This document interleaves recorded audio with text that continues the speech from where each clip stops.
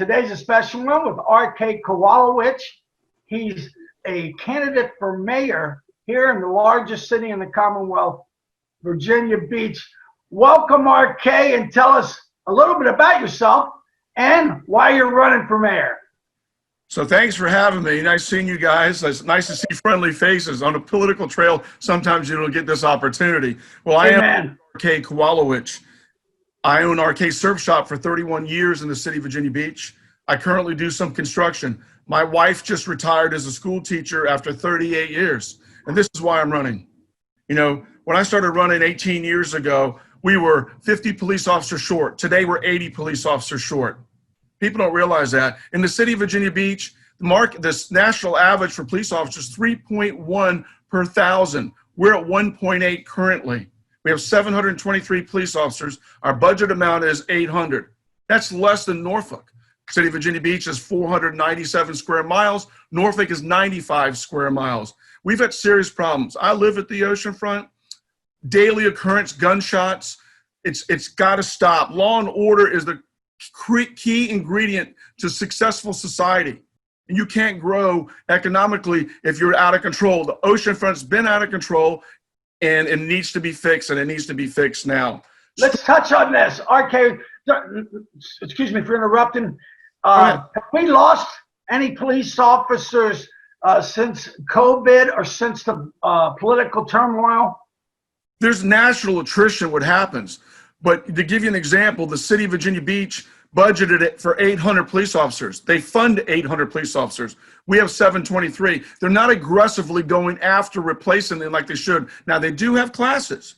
They do have classes, and they're trying to get people, which is a national problem. But the city, because of the safe record we've had over the years, we should be aggressively going after it more. We have a resort. We need to protect that resort. We have a huge investment out there. You don't want people coming, leaving here going, we don't want to come back here. It's not safe. And I hear it every single day, and I've heard it for a long time. The people are actually saying Virginia Beach, they don't consider it to be safe. There was let me tell you what they're actually saying, a poll that said we were one of the safest cities. Well, safest city compared to what? Let's see the comparison numbers. If you come to the oceanfront, and Ronnie knows this enough, he's been out here enough, it's not the same place. It's not safe. I mean, you got gunshots daily out here. They leave the oceanfront and they shoot their gun off like it's the OK Corral. Are you kidding me? Who wants to hear that? That's the truth. Now, I'm not exaggerating this. Use 911 records. Look at the shootings we've had in the last week or two. I mean, it's just not, it's got to end. Now, some of them weren't at the resort, but at the resort, we've had plenty of our shootings. And if you go out to the beach and you talk to business people like I do, they're over it, man. They're tired, they're scared, and they're worried about losing the resort.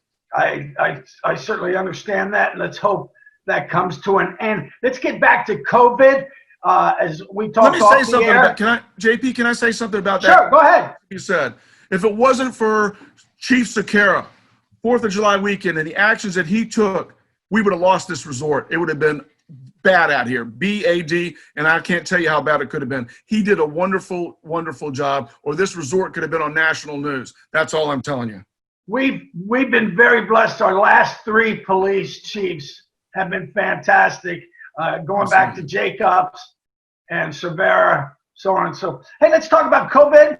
That's on everybody's mind. We talked to the other candidates, your competition, and we want to try to stay on that track.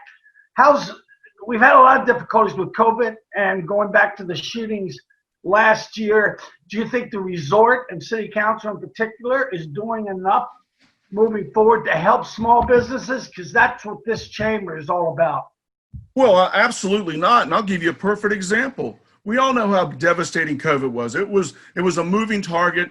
Everybody was doing the best they could. And we knew that there were going to be some mistakes made. But I'm going to give you a mistake that was made in May of this year when the city council approved another $240 million of debt. And none of that was for COVID. That was for their pet projects, parks that we don't need. Look, our public-private partnerships that are out there are not helping. You got to worry about all the business collectively and fairly. We need a level playing field. We don't need government picking winners and losers, and that's gone on too long in this city. And that was a mistake that just happened. Are you against all public-private partnerships? Absolutely not. What I'm against is public-private partnerships that compete with the private sector. that like businesses are collecting tax to generate their own competition. That's what I'm against. Government shouldn't be picking winners and losers. And that's what's been happening in the city. And by the way, these public-private partnerships have not been producing to the general fund, and the numbers show it. The budget's going to be a big, big problem. We said it again earlier. A lot of the departments are going to have to cut 20, even 30% across the board. What are going to be your plans in implementing a balanced budget, which I believe is mandatory in Virginia Beach? Am I correct? I think it's a state kind of thing from the Dillon rule. Am I right, Ronnie? You know both that, don't you? I couldn't hear you. Could you speak up, please? I think that's a state thing. I think we have to balance our budget. And I think at least on a state level. On council and as a delegate.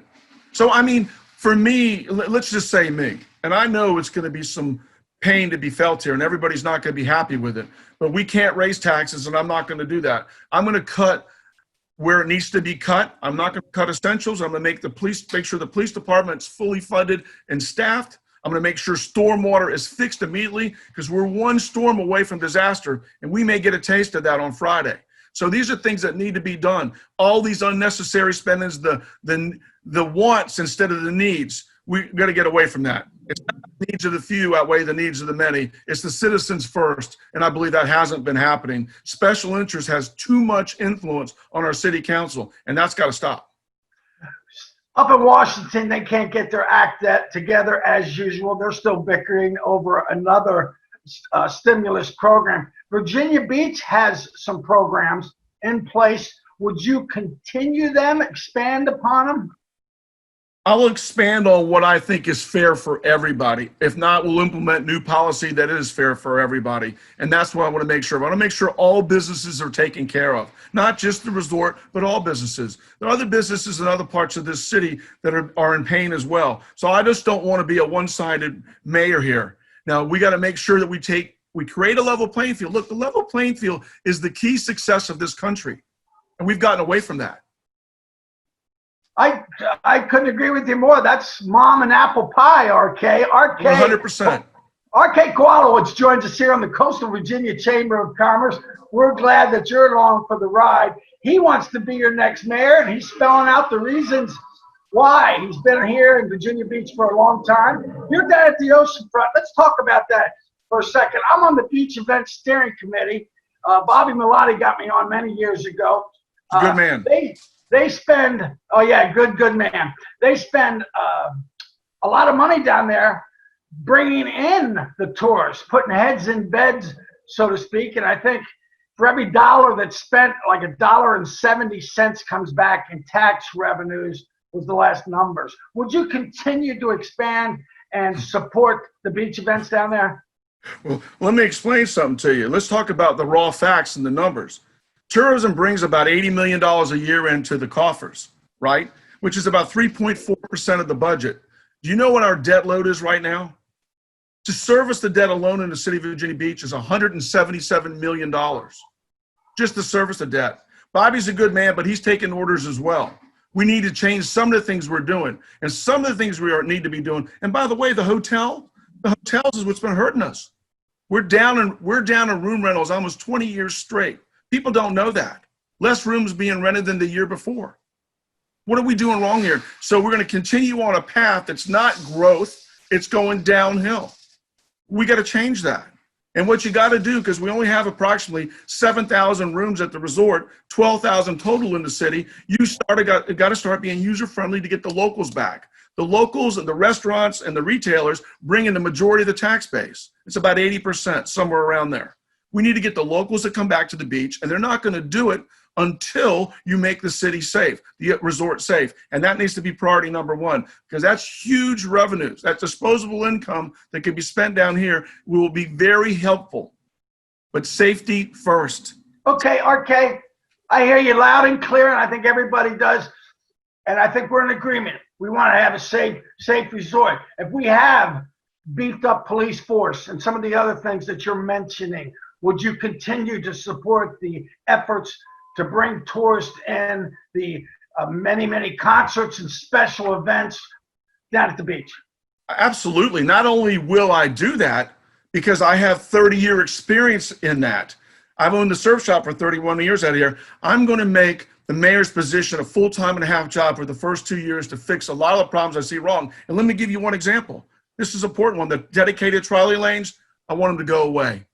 I want to do things a little differently. I want the trolleys to stay in place, run them south down Atlantic Avenue, and have another plan to run them on Pacific Avenue all the way down so all the businesses get a taste and a visual sight from all the tourists that are coming down here. We also need to do something for traffic control. We need to follow Miami, what they do. They put in busier weekends, they take little stands and put them out at intersections and have officers on there and allow the traffic to keep moving. So the traffic is moving. What they did when they did those trolley lanes, they put the traffic on Pacific Avenue and they put it in the neighborhoods and they created a big problem. And I want to fix that. That certainly makes common sense. Did most of the businesses down there support that? Well, most of the businesses are now starting to hear of it. Now, let me give you an example. I've been talking about putting parking back on Atlantic Avenue for a long time. Ronnie knows that. And guess what they did? John Cordericus, he did a great job. He got it done. These are things that will help the businesses grow, and will help the businesses grow equally in the 43 block area. And that's what I'm looking at, making sure that all the businesses throughout the resort get the same kind of treatment so their businesses can grow well, not just picking and choosing what developer is going to get a stage or get entertainment venues. That's got to stop. That is not working. And it's costing us a lot of revenues, and it's costing us a lot of debt. We interviewed the mayors in Suffolk, obviously Bobby Dyer and Rick West out in Chesapeake. I've been here 36 years. There's been talk about regionalism and cooperation, which has never seemed to come to fruition. Would you support a more cohesive working relationship with our cities as opposed to headbutting? Well, absolutely. But every city has its unique problems. And I know that. So for me to be able to communicate with the other mayors is absolutely good so we can learn from each other because we're basically on the same team here.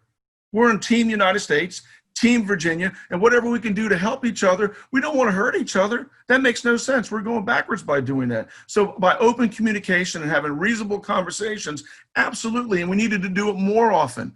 But as an elected official, I'm taking an oath to the city of Virginia Beach to fix its problems. And I think I have a plan that will fix its problems.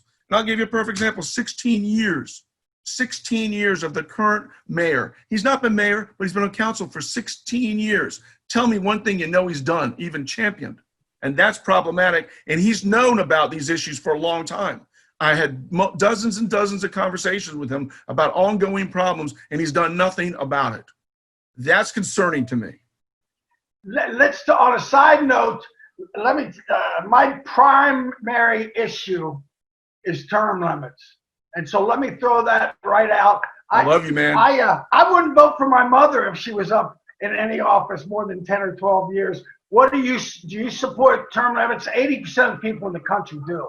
Well, let's talk about that. That's an important issue. Absolutely do I support term limits. But let me tell you something what just happened. We have the only voting system like it in the country. Did you know that? Out of all the cities, I think there's 30,000 cities, towns, and counties, we have the only one just like it. We're going to court in October over an unconstitutional voting process. There's 3 ways to vote. That's how they vote, by the National League of Cities, which we're a member of, 19,456 members. You have an at-large system, which we are. You have a district system, right? Or you have a hybrid district at-large system. There's no such thing as a hybrid at-large system. It's very confusing. The number one issue I get every day out there, RK, I can't vote for you. I don't live in your district. But we're at-large.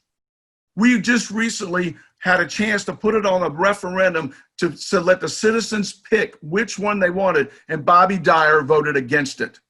He said, we got to study it. Bobby Dyer's talked about this for 16 years. I know it because I campaigned with him. And he needs to study 3 different issues. Let the citizens decide what voting system they want. And we do need to have term limits, and I will fight for that through the delegation and through our charter if possible. So Norfolk has a ward system. Is that what you're talking about, as where people can vote for their person in their ward or their district as well as at large? And I believe there's a court ruling on it. That's why that happened. Absolutely. So it allows you, just say, if I lived in the Beach District, I would have to get elected by the Beach District. That's a pure form of representative government. Right now, I'll give you a perfect example. It just happened. Lewis Jones, who lives in Bayside, right? Princess Bayside District, lost that district and yet won the race. Think about that. So the people where he lives voted him out, and then the rest of the city voted him in. This is how the good old boy network maintains power, because they can use the money to influence the rest of the city. City's 497 square miles. It's a huge problem to run a race. It's a huge problem to run a race without money. It makes it very difficult. R.K. Kowalewitch joins us here on the Coastal Virginia Chamber of Commerce. I'm J.P. Guscozzi, your host. In the few minutes we have left, R.K., the Economic Development Authority. If you ask the average person on the street, they're going to have no idea what it actually does. But that's an important committee or authority that makes a lot of recommendations to the city council. Your thoughts on how you would implement that? Well, I'm not in favor of what's going on with economic development. I'm not in favor of the conflicts of interest that consistently has been in that authority, where they're influencing where the monies are being spent. You know, that's where I have a problem. I'm for economic development, and I think that's why you're supposed to be electing me. That's why you elect your officials, so we can do the proper things. That's our job. Economic development is using their influence to influence council to do things that we shouldn't be doing, and they're not being held accountable. And I think it's a necessity, but it needs to be changed and tweaked, and that's for sure.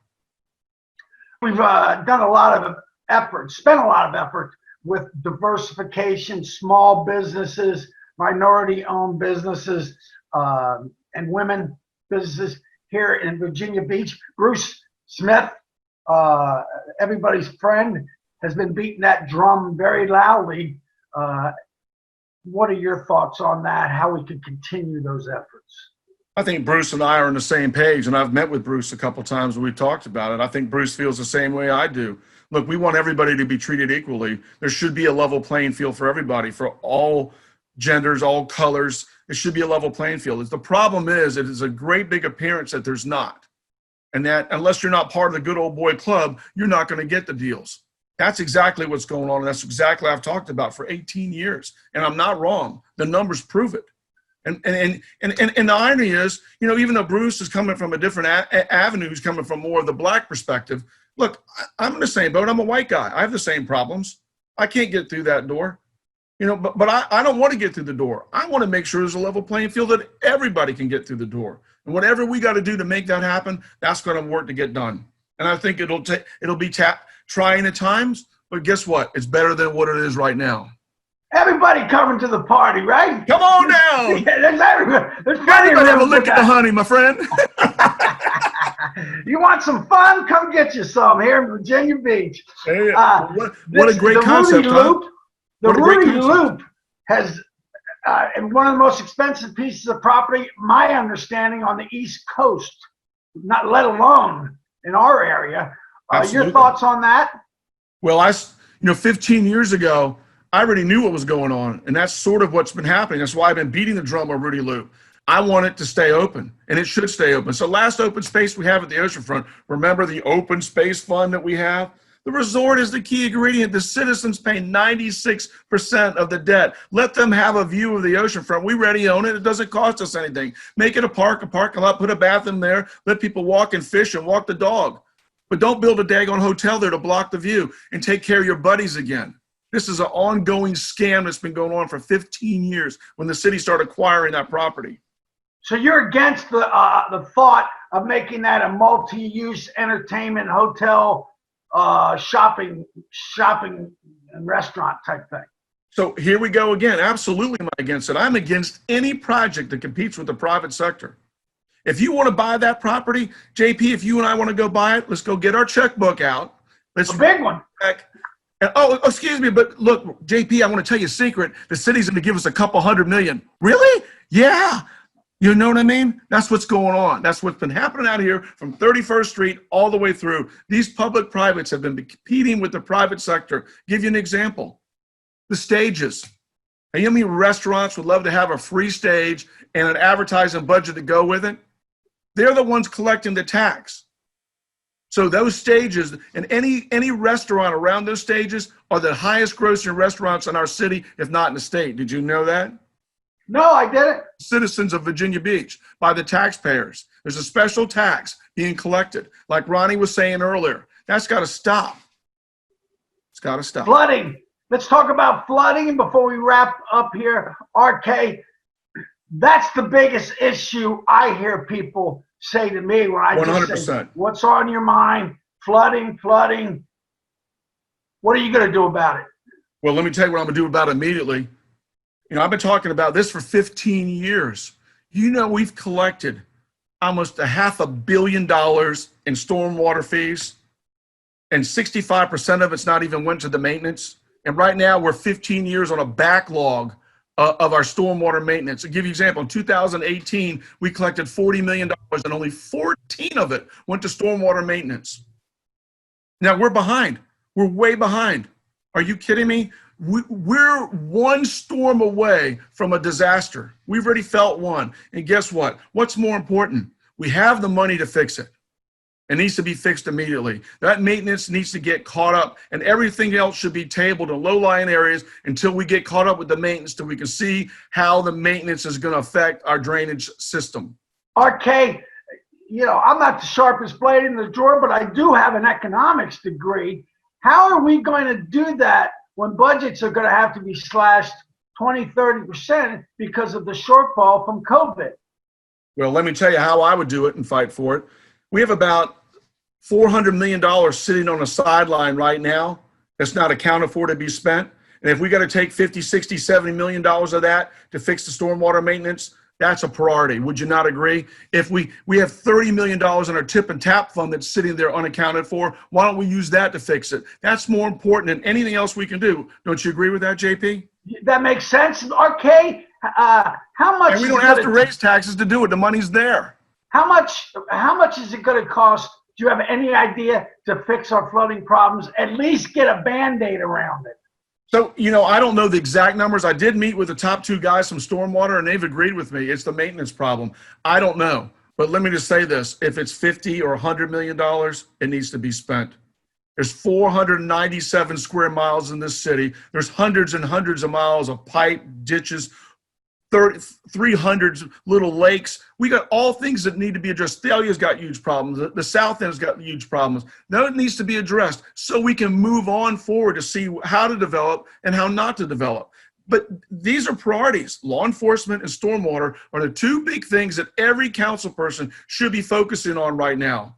And that's huge. That changes economic development in a big way because it shows our council is serious about making our city right and making it fair for everybody. And everybody has the right to have that. Did you know that 29.2% of all our revenues come in from real estate taxes? Did you know that, JP? Yes, I knew it was a big chunk. Did you know that we are rated by Zillow, the #1 underwater mortgage is in the country? Did you know that? 16.9%. Virginia Beach? Virginia Beach. Go to Zillow. 16.9% underwater mortgages, highest in the country, according to Zillow. We're going to wrap up here pretty quickly. I want you to have the last word. Okay, you want to be our mayor? If you're sitting with a constituent and you want to pitch him on why you're the best person for the job, let me hear it. So I've had almost 40 years in business, 31 years as a resort retailer. I've been fighting to get elected for 18 years to fight for all the citizens of Virginia Beach. I have the business experience. My family's been in construction. I'm OSHA certified. I built millions of dollars of projects without a nickel in help from any government entity. I believe in the American dream. I don't believe in socialism. I believe in a level playing field for all colors, white, black, brown, or green. And I will fight to get that done. But let me just say this to everybody that's out there. People ask me why I continue to run for office. My answer is simple. I live here too. I don't like my government picking winners and losers.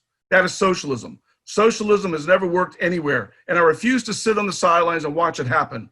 Law and order is the backbone of a free society. Defunding the police is insanity. Bobby Dyer, Jody Wagner, Bobby Wagner, Jody Dyer. It's all the same result in the end. Nothing will change or potentially get worse. That's why I'm running. I've done my part. My name is on the ballot. My hands are clean. It's your turn to make the change that's needed. This election is on you now. My promise to you is I'll work for you, not special interests. I'll lead from the front, not the rear. God bless this great country. God bless this great city. And God bless you and yours. Please vote RK. And you will see positive changes come in a hurry. With the same passion I'm speaking now, I'll get her done because I know how to get it done.